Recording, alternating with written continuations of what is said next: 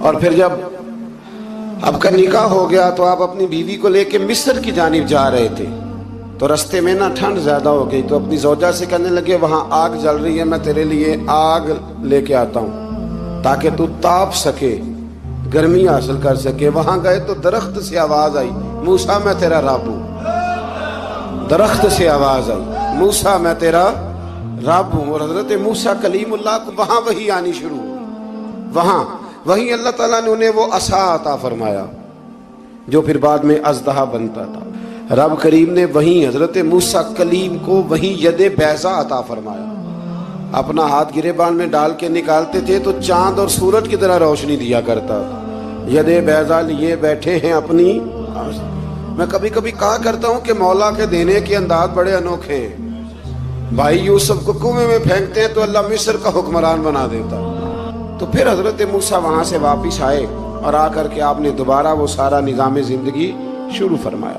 موسیٰ علیہ السلام نے ان کو دعوت حق دی اور کہا کہ میں تمہارے پاس واضح نشانیاں لایا ہوں، بنی اسرائیل کو میرے ساتھ بھیج دو۔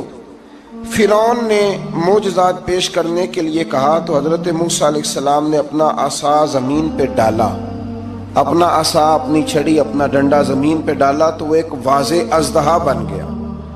پھر حضرت سیدنا موسیٰ علیہ السلام نے اپنا ہاتھ گریبان سے نکالا تو وہ دیکھنے والوں کے لیے روشن ہو گیا، ہاتھ کے اندر نور پیدا ہو گیا۔ ید بیضا لیے بیٹھے ہیں اپنی آستینوں میں۔ فرعون کے سرداروں نے حق کو قبول کرنے کی بجائے اسے جادو قرار دے دیا اور کہا کہ یہ تمہیں اپنے ملک سے نکالنا چاہتا ہے۔ انہوں نے کہا اس معاملے کو ذرا ڈھیل دو اور جادوگروں کو جمع کرو۔ جادوگر آئے، انہوں نے فرعون سے کہا کہ ہم حضرت موسیٰ کے مقابلے میں جادو تو دکھائیں گے معاذ اللہ، لیکن اگر ہم غالب آ گئے تو پھر ہمارا انعام کیا ہوگا؟ سودا پہلے طے کر رہے ہیں، کیا انعام ملے گا؟ اس نے کہا کہ اگر تم غالب آ گئے تو میں تمہیں اپنا قریبی بنا لوں گا۔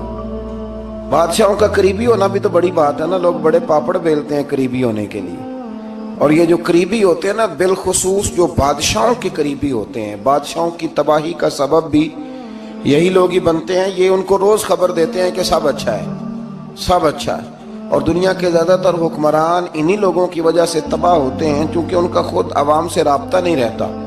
اگر وہ خود عوام کے ساتھ ڈائریکٹ رابطہ کریں تو شاید انہیں اچھی اور صاف ستھری چیزیں سمجھنے کو مل جائیں۔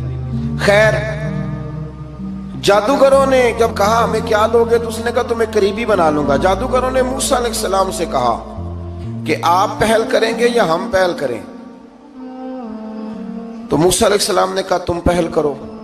جب جادوگروں نے اپنی رسیاں زمین پہ ڈالیں تو لوگوں کی نگاہوں کو سحر زدہ کر دیا، جادو کر دیا اور انہیں ڈروا دیا۔ انہوں نے کہا یہ تو بڑا جادو لے آئے۔ اللہ تعالیٰ نے حضرت موسیٰ علیہ السلام کو حکم دیا کہ آپ بھی اپنا عصا زمین پہ ڈالیں۔ ان کی رسیاں سانپ بن گئی تھی نا، دراصل وہ سانپ بنی نہیں تھی، لوگوں کی آنکھوں پر جادو ہو گیا تھا، انہیں سانپ نظر آ رہا تھا۔ فرمایا آپ بھی اپنا عصا زمین پہ ڈالیں۔